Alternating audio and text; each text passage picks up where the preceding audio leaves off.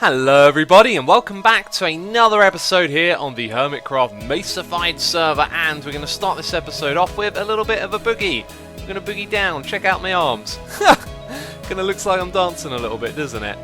That is hilarious. Yeah, I just noticed this. I remembered in F5 when you use the old bow, it kind of zooms in a little bit, but now the arms sort of wiggle independently from one another. It looks hilarious, I think. Anyway, yeah, look at this. Boom. Field of view zooms in, and now you got that cool arm movement. I get distracted too easily in this game, don't I? Let's focus on what we're supposed to be doing today. By the way, I've got the spoiler wall up. This thing is amazing. I decided in order to prevent some spoilers of my build, I really wanted to see all of your reactions, you know, after you've watched my video, as opposed to seeing it in someone else's. So I just grew a load of trees around. It actually works really effectively, especially at night. You can barely see the blue back there. But anyway, in this episode, we are going to be fighting the Wither. We are all geared up and prepared. As I say that, though, I have a little bit of potion brewing left to do. Let's go over all the things we're going to use to fight the Wither in this episode. So, we've got our speed potions made. The last ones I want to do is, yeah, golden carrots and night vision. So we're going to put that in there and extend the duration of the potion. And I've been getting geared up and been doing a little bit of this in episodes, some of it in live streams as well. In one of the live streams, though, we got ourselves, oh yeah, it's the top chest, the extra Wither skull. So I do need to go grab some soul sand. That's something that I've forgotten about. But we are geared up, and I have not done a Wither fight in 1.9. And I've got to be honest, I am a little bit nervous. I've heard some rumours that potions don't work as well, or there's something wrong with them. And of course, all the mechanics of the game with combat have been slightly tweaked and changed. But we do have 2-notch golden apples on our side as well as a regular one, which is fantastic. So I've got the means to make an ender chest so we can transport our items to a location. We're going to do this far, far away from the mesa. We're going to do it deep underground as well, because I think location is a big part of fighting the Wither. If you fight it underground, you contain it a lot more, makes it a lot easier to hit with your sword and your bow as well. So for that reason, we want to make this fight as easy as possible. Now, if you saw last season of Hermitcraft, I'm going to have to put some links in the description box for you. We went crazy with Wither fights. We did a 64 Wither fight with a group of us. I think I fought like 20 Withers at once by myself, and that used to absolutely wreck your armor. But I've been thinking about this as if we were fighting that many again, and I was a little bit worried this diamond armor wouldn't survive, but just being a little bit silly there. This stuff's great. So we got protection, we got thorns free and unbreaking, so every time the Wither damages us, it should take, well, not every time, but there's a chance it will take damage from the thorns, which is really good. That's also got blast protection, which is important when fighting the Wither, as a lot of its damage is the blast type, so you can reduce more of it with that. And then we got more protection. We've also got feather falling as well. Now, what you used to do in 1.8 is you'd have 2 blast protection and 2 protection, and that would be the optimal way to fight the Wither. But a lot of you have been telling me it's not the same in 1.9, and I'm yet to dive into what exactly has been changed, you know. So we're going to go with what you guys said and do the 3 protection and 1 blast protection. So I'm sort of all geared up now. I've got to move out to the location. We've got a bunch of things here to take with us, and I guess I'll do all that in a second. But I do have a project to show you that's been completed. We did a little project in a live stream. It was actually going to be my off-camera project, something to do when I'm not recording, and then I had to stream on here when I had plans to stream somewhere else. So I thought, well, let's just do that then. And yeah, we came up with this thing. So we decided to use some trapdoors in this build. And by the way, this is not intended to be any work of art. It is simply just a simple spawner. We've got a skeleton spawner right there. And then for the walls around these sides, you can see we've made some windows with these trapdoors. So the idea is eventually to have some slabbed floor dark rooms out here. And then you can sort of stand and watch the farm through the tiny little gaps if you choose to do so. Anyway, down the bottom there's also a very simple drowning trap with some hoppers underneath, and all of those items lead into this chest down here. So now I have a decent supply of bones, which is really cool, just something that we've taken care of really, and that's all there is to show you with this project, I guess. I'm going to leave it on, or sorry, leave the lights on, because we're not using that. Right, anyway, let's head out of here. Let's go get ready to fight this Wither.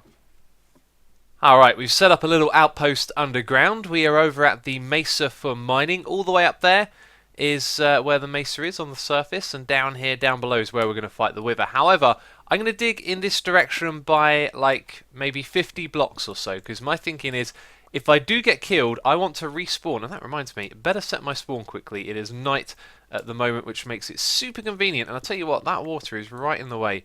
We need to dig out these blocks around it. But yes, if I do die, then I want to be able to respawn next to my items. Are going to be secure in this ender chest, so I can grab my armor that I've got on right here. I can grab some extra potions, because we're not going to take all of them with us. And then I can run back down to the fight. But because we've made this tunnel, the wither will hopefully be out of range, so it won't follow me down here looking for me, or something along those lines. I might just be being a little bit paranoid here, but obviously it does make sense not to put the bed right next to where we're fighting the wither.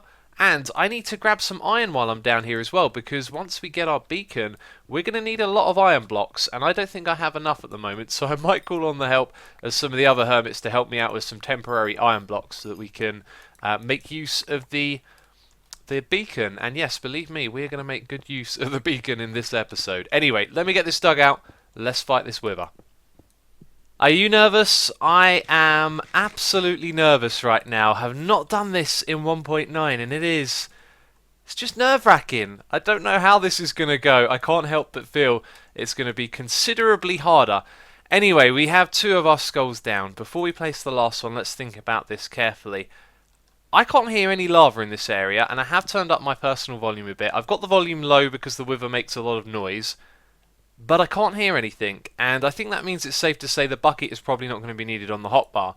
So we've got our instant health potions, and let's double check something here. I've got my resource pack on, excellent. Now in my resource pack I have tweaked the wither hearts down the bottom so they are a lot more visible.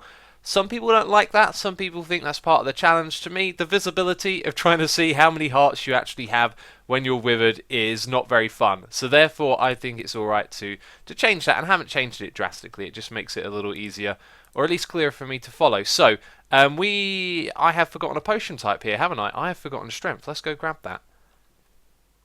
Okay, we're going to drink our swiftness potion and night vision immediately, and then we're going to put this one on our hotbar ready to be consumed later. It's 1 minute 30, so we'll do that when we get down to using the sword, as strength does not affect a bow and arrow. That's a myth bust right there, we've done it before. And we've got these ones over on this side. We'll have our regeneration in that slot, and golden apple, the notch apple, that's for emergency use. Now I just had a thought. Eating food could be relatively effective as well, as saturation will help you heal your hearts a lot quicker than usual. But it's time to stop with the talking. I feel like I could talk about this for ages, and I'm just sort of putting off the fight basically. Right, night vision, speed, why not? We want to move around a little bit quicker. Our strength is ready to be drunk, and I'm probably not going to drink... I should probably drink a regeneration to begin with, right? I don't know how fast this fight is going to be. That's it. The wither is down. It's ready to be fought. Let's do it. Let's drink our regeneration potion. I don't want to take risks. I want this to be nice and breezy. Okay, it has spawned. We need to get in there and wreck it with a bow. Quickly. Okay, health is still optimal and high. Regeneration. This thing is not taking as much. And my health is low. And my health is low. Eat the golden apple because I'm panicking. I'm panicking like Anakin. Okay, we've got a lot of extra hearts and they've immediately disappeared. This is tougher. This is definitely tougher. Hi. Wow, you are scaring me. You are scaring me, guy. Okay, this is where things get easier. I should probably drink the strength potion, but I feel good. I feel good about this. And now I don't. Quickly, retreat. Bam. Right, I've healed up. Let's drink the strength potion. Although I know he's almost dead. Let's just make it easy. And eat. Eat as well. He seems to be passive. He's actually just standing still. Okay, he's firing again. Bam, in we go. Full saturation, and oh, we kind of did it. We kind of did it, didn't we? And we're going to be withered for 33 more seconds. I should have brought maybe a milk bucket to end this one on. Oh, let's actually eat and use saturation again. Right, so... I was very panicky throughout that. I think I probably could have gotten away with not using the strength potion. I maybe could have gotten away without the notch apple, although it added a lot of absorption and it all seemed to disappear really quickly. I tell you what, I cannot wait to watch the footage of that back and analyse it a little bit further. Once again, we need to eat. Bam. I think taking damage affects your saturation somehow, because all we did was stood there and it went down another haunch. Anyway, we got a little bit of gold from that, but the main reward is, of course, the Never Start, and that's it, we did it. That was not as long as I thought it was going to be. I'm too used to these massive wither fights where we fight loads of them at once, and that worked out pretty good, I reckon. So, next time that we do that again, we may be slightly more geared up. We might be in a position where we have, let's say, the arrows, the tipped arrows that have healing. Now, because it's an undead mob, which is one of the reasons we use smite on it, the healing potions would actually hurt the wither. So we might be able to apply more damage that way. And I'm trying to think about what else we might have obtained that would help us, because I'd like to do the next one without the notch golden apple and do it with the regular apple. Anyway, that's not going to happen anytime soon. I'm stoked, we did it. We need to find some obsidian and some glass. We've got a desert up top, so we can grab some sand and make that happen, and make our first ever beacon on the server. This is so cool. And we did it before we'd been to the end as well. Great stuff. Oh, another thing just came to mind here. What about our armor? These have taken about 40 hits of damage, or 45, somewhere around there each. But then the chest plate has taken a fair bit more. You can see more like 70 to 80. That might be because of the thorns, because when you use thorns, you get damaged yourself. So, interesting stuff. However, hardly been damaged at all. It's good for another day. I'm going to put on my normal armor now. That was a very good fight. Alright, we can make our beacon now, but we need to do some serious hustling, because I need to get haste too. Some of you might have an idea what I'll do with this pick right here. Remember, it's got mending and fortune 3. Once we have haste 2 on a beacon, but we need a lot of blocks to do that, and you need 164 blocks in order to make a full-size beacon, right? And all I've got here is 43 in total. So we're going to have to do some serious hustling, probably some mining as well. I'm going to speak to a couple of the other hermits about borrowing some blocks. I think I mentioned that already. But this will probably be the first time I ever use diamond blocks in a beacon. But in order to get off to a great start here, we really want to go like full pelt at things, and getting a beacon set up at this point is going to be really, really good for us. And hopefully you'll find out exactly why in just a short moment. Well, short for you. For me, it's probably going to involve me doing a lot of mining. Anyway, like I said, 164 blocks to get. And it's quite a bit of work. Oh man, this is easy pickings right here. Why didn't I think of this before? The gold and the iron has already been mined. Of course, I'm joking here. I'm just having a little laugh. We are over at Escal85's area, and I've reached out to the other hermits, and he has been very kind and said that we could take some of his iron. And not only is he a fantastic builder, also a very generous person as well. Let's head up the top here. He's got a lovely little storage room. I think it looks real good. However, what I've got to say is the clay. I think it looks good with the clay, but is it intentional? Because here in the mesa you can just sort of dig underground, place down some logs, and it looks really good because the clay is so easy to build with. But I think this room looks great either way, and the clay could probably stay. I don't know what his plans are, but check it out. In this chest right here, oh my days, that is probably all the iron that we need right there, and he said that it's fine for us to take this all, to smelt it all up, just leaving behind half a stack of iron, and that right there is probably all that we need. Now, I'm going to smelt this up, and of course I'm going to give it back to him as well, but Iskal may have just saved the day right here, and of course he is going to be rewarded generously from me. Believe me, we're going to put this iron to good use, and get ourselves, hopefully, lots of diamonds. Hopefully. Iskal is really the man of the hour right now, because this was a massive oversight on my behalf. When I was thinking about all the things we needed to gear up and get to the Wither, I had this in mind, what we're going to do next, which is some speed mining down here.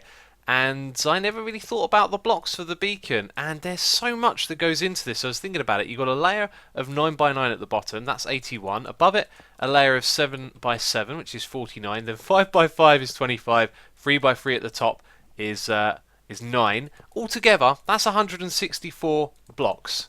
And early on in the game, when you don't have an iron farm, this is expensive right here. And in total, that is 1,476. You heard me right, 1,476 like iron ingots, which is just absolutely crazy right there. So in total, I've borrowed 97 iron blocks from Iskal and 22 gold blocks as well, because we're going to need those to make the whole of the beacon, and of course these will be returned to him when I am done, but he has well and truly come to my rescue here. As you can see. Looks like we didn't actually need to use the diamonds after all. There we go, a beacon beam in place. Completely forgot that I'd also need an ingot, so we'll have to use a gold one on this. And this is it, this is where it all starts. Haste 2. Why can't I haste 2? I've definitely put in all of the blocks, right? What have I missed here? So I kind of fooled myself a little bit there. As we came up into this space, it looked like a 3x3 platform, but actually it was the 5x5 bit. And although I made tons of calculations and counted my blocks, apparently we are short by 2. And it means that we use diamonds in a beacon, something I've not done before. And now look at that. Let's just grab an ingot from over here so we can set this thing to haste 2. And if you haven't figured out what we're going to be doing already, we're of course going to be doing some speed mining. We've got mending and fortune on our pick. And that could mean that potentially, as we go around and blitz through all of these blocks like this, not only will we be finding loads of goodies like diamonds, redstone and lapis, and of course some more iron and gold, but it might just produce enough XP to heal itself as it's going. Now we are really blitzing through blocks here, and there's our first little bit of XP that we're going to get back. And look at that, how healed up are we? Oh no, quite a bit behind. So this is going to be a little bit of an experiment. Now I'm also going to be smelting ores as we do this, which will also provide us with XP. And I may end up smelting a little bit of cobblestone. As you know from the myth busting video that we did, of course you can sustain a pick by smelting the cobblestone alone. So that mixed with the ores should mean that this pick is sustainable, and we can technically just mine like this forever, which is awesome. Now as far as I'm going to go in all directions is the range of the beacon, which will be 50. I think it's 50. I'm pretty sure it's 50. We did a myth busting on that as well. You know, I learned so many things about this game and I'm constantly forgetting them too, which isn't too good, but I've got the videos to go and reference to. But I think it's 50.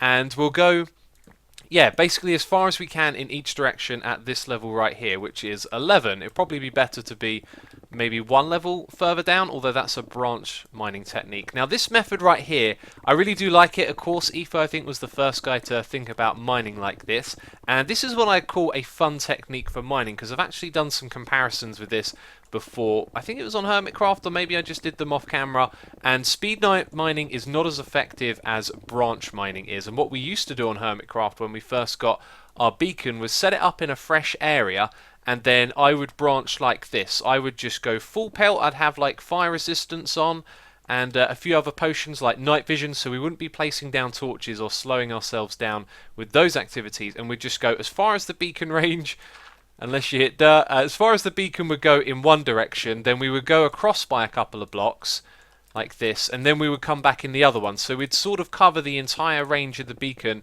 just by branching through like this back and forth, and that is very, very effective way of using a haste beacon and the the haste beacon and the efficiency 5 to instant mine.